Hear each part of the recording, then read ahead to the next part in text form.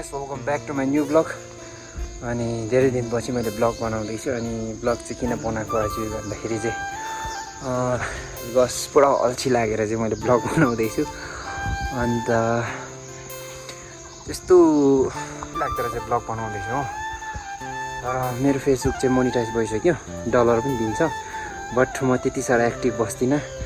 Because म त्यो फेसबुकहरू मैले भिडियोहरू बनाउने कारण चाहिँ के हो भन्दाखेरि चाहिँ पहिल्यैदेखि मेरो एउटा हुन्छ नि पुरा इच्छा थियो क्या भिडियोहरू बनाउने, एडिट गर्ने।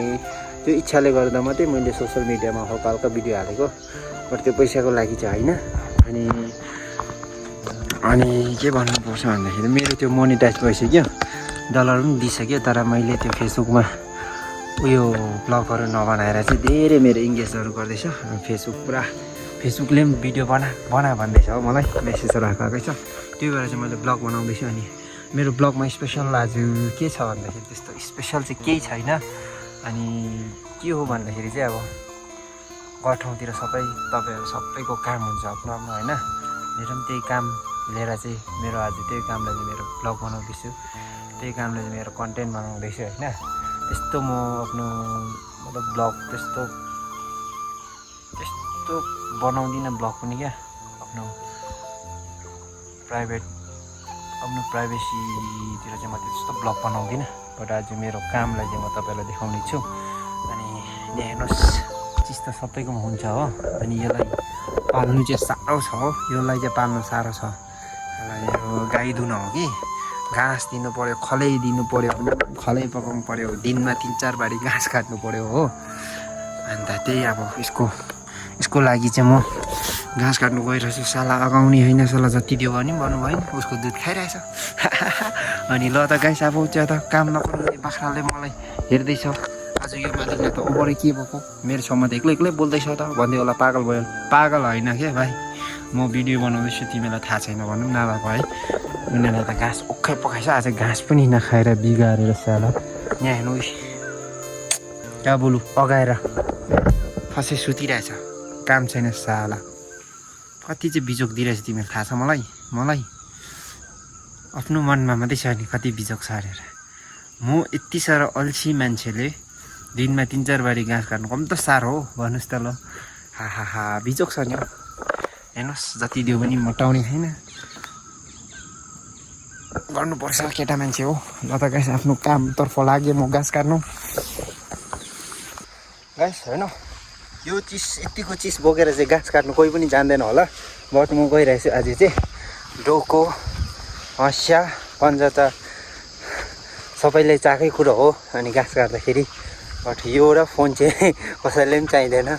बट मैले चाहिँ ब्लग बनाउँदैछु र चाहिँ मलाई चाहे, त्यही भएर म चाहिँ यसरी बोकेर चाहिँ घाँस काट्नुतर्फ लागिरहेछु। तपाईँहरू छक्कै नपर्नुहोस् होला, कोही मान्छे भिडियो गर्ने छैन, यो राखेर चाहिँ टक्कै भिडियो गरिन्छ। अब मैले घाँस काट्ने डेस्टिनेसन आइपुग्नु आँट्यो। अब त्यो घाँस काट्ने डेस्टिनेसन आइपुग्नु आँटिसक्यो। कहाँ हो भन्दाखेरि चाहिँ यहीँ हो, यो एरियामा चाहिँ मैले यहाँ चाहिँ हाम्रो सब्जी रोपिएको छ। यसलाई सफा गर्दै घाँस पनि नेबर निकालेँ। हिजो मैले यहाँ एक बारी काटेँ हो। यसलाई के भन्छ, यसलाई के भन्छ भन्दाखेरि त्यो के पो भन्छौँ, उयो चाहिँ सिबी हो। त्यस्तो मलाई पनि थाहा भएन यो के हो भनेर। उतातिर खोर्सानी छ, यहाँ पनि खोर्सानी छ। यो एरिया सफा गर्नुपर्ने हुन्छ हो। म घाँस काट्नेछु, तपाईँहरूले त्यो नजारा हेर्नुहोस्। अनि हल्का फ्रेस भइदिएर चाहिँ आएको, किनभने म भर्खर उठेको नि त, निन्द्रामै थियो नि त। अब म घाँस काट्नेवाला छु, तपाईँहरू त्यो नजारा हेर्नुहोस्। त्योभन्दा मेरो अनुहार हेर्नुभन्दा अगाडि ब्याकग्राउन्डको सिनहरू हेर्नुहोस्, चराक चिरिक हो, पुरै नेचुरल। आमा, मेरो ब्लग हेर्नेहरू त साह्रै लकी हो। हेर्नुहोस्, पछि बादल, मौसमी, गाडी गयो। मान्छेको छेउमा ब्लग बनाउने त्यति साह्रो आँट छैन नि त। मान्छेहरू आयो भने चाहिँ टक्कै कस्तो भइदिइहाल्छ क्या, अर्कै क्या रियाक्सनहरू सबै अर्कै चेन्ज भइदिइहाल्छ क्या। नर्भस क्या, बोल्नु पनि टक्कै सक्दैन हो। ज्यादा गफ नगरौँ, घाँस काटौँ। अहिले फेरि पानी पर्छ, हाम्रो वेदर पुरा डेन्जर छ सिक्किमको वेदर हो। अब यहाँ चटकचरी घाँस काटेर चाहिँ अनि एकछिन स्लिपिङ गर्नुपर्ने हुन्छ। अल्छीको जिन्दगीमा चाहिँ के गर्नु, सुत्नु त छ होइन, अर्को केही छैन। यस्तै अब घाँस काटेको हेर्नुहोस्। अब चाहिँ तपाईँ रेडी हुनुपर्ने हुन्छ पन्जा सन्जा लगाएर। पन्जा चाहिँ बहुत जरुरी छ, किन सेफ्टी चाहिँ बहुत जरुरी छ। जे काम गर्दा पनि उल्टा पन्जा लगाइछ। अनि यो चाहिँ भयो यहाँ साँपहरू हुन्छ भरे के हुन्छ, अलिक धेरै सेफ्टी हुन्छ। तर यो पन्जाको मेरो चाहिँ कम्पनी चाहिँ धेरै माथिको हाई कम्पनी, धेरै खतरा कम्पनी भएर चाहिँ उल्टा अर्को कलर चेन्ज, यसको ग्रिप पनि दामी, यसको ग्रिप अर्को यस्तो खालको छ।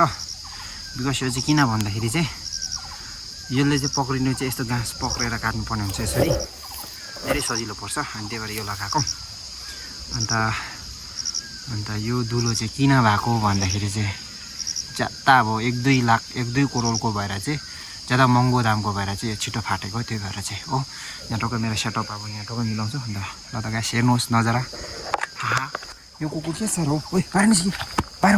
यहाँ चाहिँ यस्तो गर्नु हुँदैन, तिमीहरू बदमास गर्नु हुँदैन है बिल्कुल। अब चाहिँ म घाँस काट्न आँटेको छु, हेर्नुहोस् होला। अब म स्पिडमा गर्छु है त ल।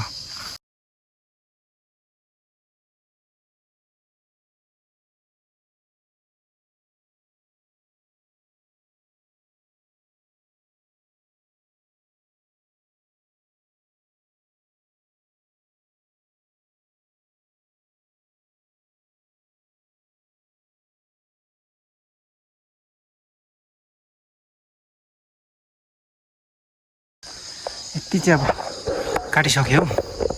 बिचमा चाहिँ ब्रेक ल्याएको, बिकज ब्रेक चाहिँ किन भन्दाखेरि चाहिँ क्यामेराहरू मिलाउनु पर्ने हुन्छ हो, ज्यादा क्लिपहरू पनि मजा हुँदैन, सबै हेरेर चाहिँ गर्नुपर्ने हुन्छ।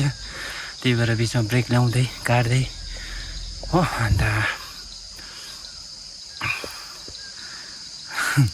अब त्यस्तो सबैमा फोकस गर्नुपर्ने हुन्छ। ब्लगहरू पनि क्लिप कतिको निकाल्नुपर्ने के कसो हो, ज्यादा क्लिप निकाले पनि बढी एडिट गर्न साह्रो पर्छ हो। त्यही भएर ब्रेक ल्याउँदै काटेँ। अनि पर आधी सानो आइपुगेँ, अब यहाँ आइपुग्नुपर्ने हुन्छ। अनि बिटा सफा हुन्छ, माथिल्लोपट्टिको बिटा पनि निकै सफा भएको छ। अनि त्यहाँदेखि त्यसको पालो बुली पाल्टो यो गोड्नुपर्ने हुन्छ। यसको पनि ब्लग आउँछ, तपाईँहरू हेर्नुहोस्। अन्त यो चाहिँ अहिले पानी पर्दैछ, पानी पर्दाखेरि चाहिँ यो गोड्यो भने चाहिँ भित्रको सब्जीहरू चाहिँ पिल्छिन्छ या त मर्छ भन्दै थियो मलाई चाहिँ, त्यस्तो आइडिया होइन। अनि यहाँ तल चाहिँ तपाईँहरूले यहाँ पनि घाँस दामी छ हो, त्यो काट्नुपर्ने हुन्छ। यो अम्ली सबैको तलपट्टि मकै, अघि चाहिँ यो मकैहरूले गर्दा चाहिँ यहाँ बाँदर ड्याम्मै आएको थियो, डल्लै खेदाइदिएँ। अनि फेरि काममा लाग्छु म। लगाइस् तपाईँहरू घाँस काट्दाखेरि सबसे ठुलो रिस्क यही हुन्छ।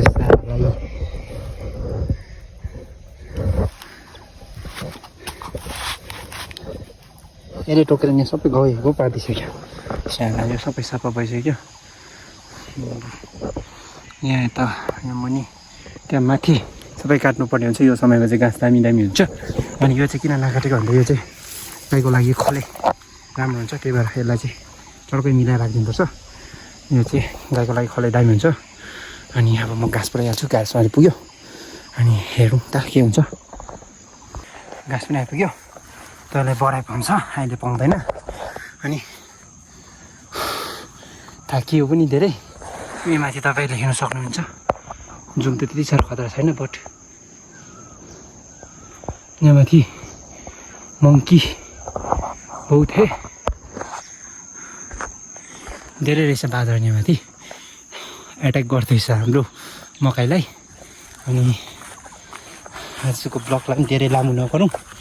अनि आजदेखि चाहिँ म मेरो लाइफस्टाइल कस्तो छ, काम के कसो छ भनेर डेली देखाउने छु।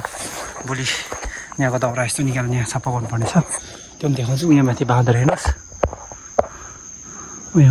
जम्प गऱ्यो अर्कोपट्टि हो। यहाँ माथि बाँदर बहुत छ, अब यसलाई खेदाउनु पर्ने हुन्छ। आजदेखि चाहिँ आजदेखि चाहिँ म डेली ब्लग हाल्नेछु। अनि तपाईँहरू पनि नयाँ हुनु छ भने नयाँ मेरो ब्लगमा नयाँ हुनुहुन्छ भने चाहिँ लाइक अनि सब्सक्राइब अनि सेयर गरिदिनु चाहिँ नबिर्सिदिनु होला। अनि यो फुल भिडियो हेर्नु मन छ भने तपाईँहरू मैले तल लिङ्क राखिदिएको छु, युट्युबमा गएर हेर्नु होला। आजदेखि चाहिँ फुल एक्टिभ फेसबुक, युट्युब, इन्स्टाग्राममा चाहिँ फुल एक्टिभ बस्छु म। अनि यो मेरो कामलाई लिएर चाहिँ डेली ब्लग मेरो कन्टेन्ट लिएर बनाउने छु तपाईँहरूलाई। अनि मेरो ज्यादा ध्यान चाहिँ ब्लगपट्टि नगएर बाँदरपट्टि गइरहेछ, किनकि मेरो उता बारीमा मकै बिगारिदिन्छ। अनि त्यही भएर मेरो ब्लगलाई नै एन्ड गर्दैछु। अनि यो बाँदरलाई म योपट्टि खेदाउँछु, यतापट्टि जङ्गल छ अनि माथि जम्प गर्दैछ, हेर्नुहोस् तपाईँहरूले। अनि ल त गाइस मेरो ब्लग नै एन्ड गर्दैछु, टाटा बाई बाई।